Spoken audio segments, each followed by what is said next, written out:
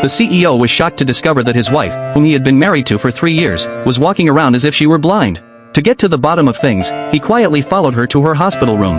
Just then, his mother-in-law called, saying she had enrolled her in a socialite training course. Having heard that her husband had returned from abroad, she urged her to quickly win him over, get pregnant first, and even planned to take her shopping for items that would help with conception.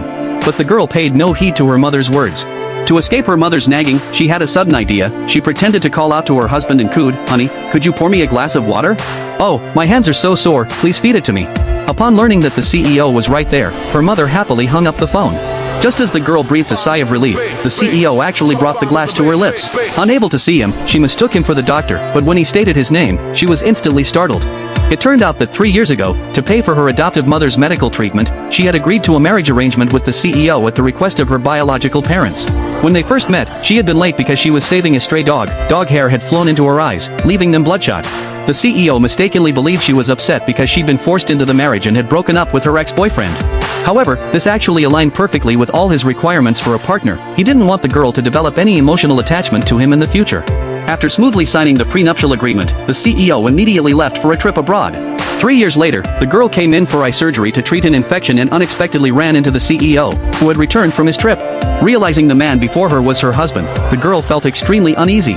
She quickly finished her water, and the CEO noticed she had been thirsty for a long time yet didn't want to trouble others. This was the first time he felt a spark of affection for her. Just then, an elderly woman in the next bed scolded the CEO for letting his wife undergo surgery alone.